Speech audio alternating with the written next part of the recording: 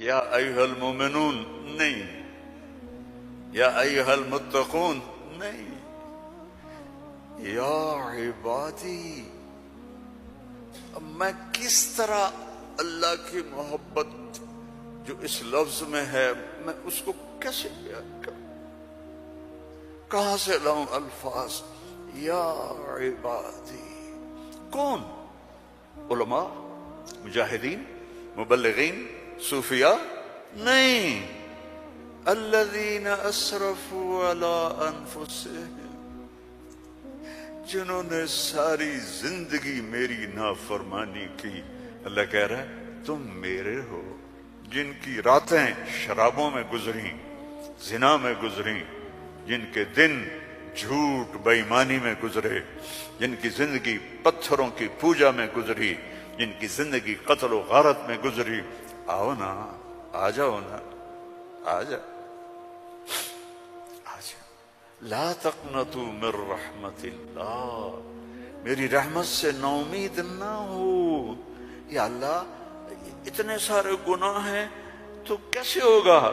ان اللہ یغفر الذنوب جميعا، اللہم اغفر لنا، اللہم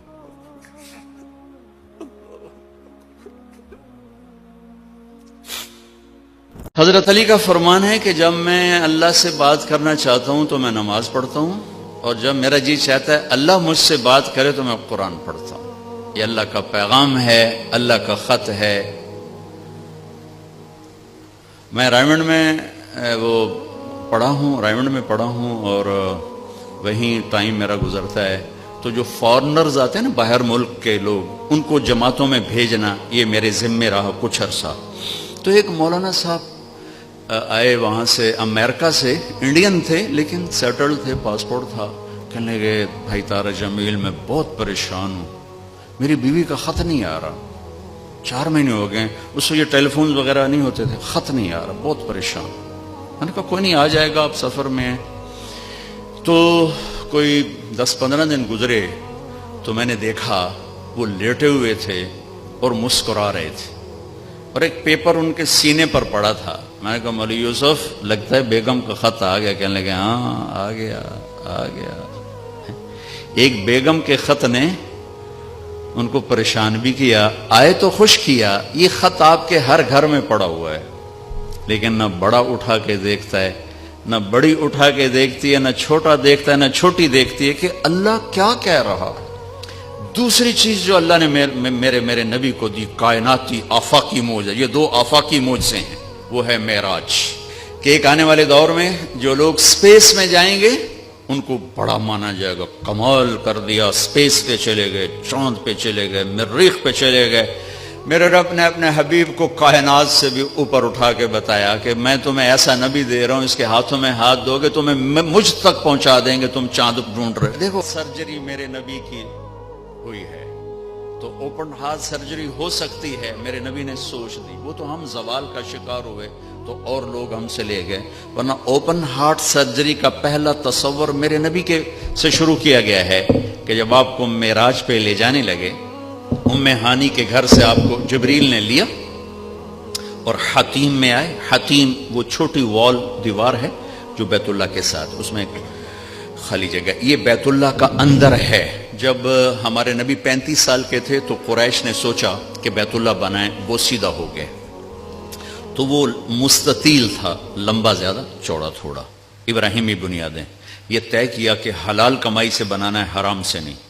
اچھا وہ پیسے اتنے بنے کہ یہ چوکور بنا اور اگلا حصہ رہ گیا، تو کہنے لگے بس بھائی جتنا ہے اتنا ہی بناؤ، تو وہ چوکور بنا کر اوپر چھت ڈالی اور یہ حصہ چھوڑ دیا کہ جب پیسے ہوں گے تو ہم یہ بیچ میں شامل کر لیں گے۔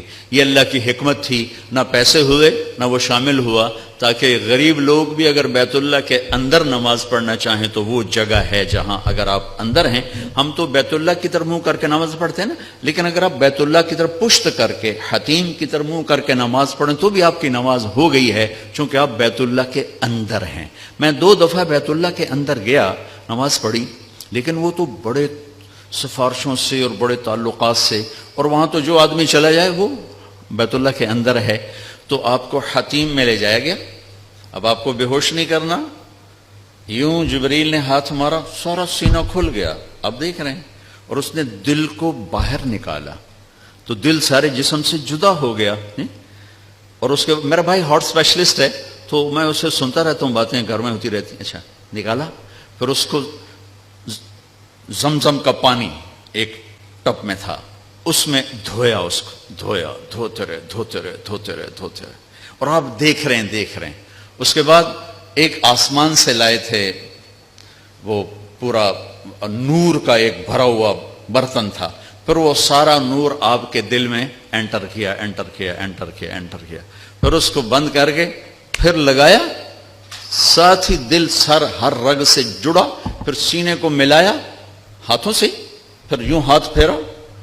تو اب جن کی ہارٹ سرجری ہوتی ہے، اب دیکھیں یہاں کتنے بڑے بڑے ٹانکے لگے ہوتے ہیں، لیکن آپ کے سینہ مبارک پر کوئی داغ نہیں. یہ پہلی اوپن ہارٹ سرجری میرے نبی نے معراج کے واقعے میں امت کو دیا ہے اشارہ. تو ہم نکھٹوں نکلے تو اور لوگ ہم سے یہ سب کچھ لے گئے.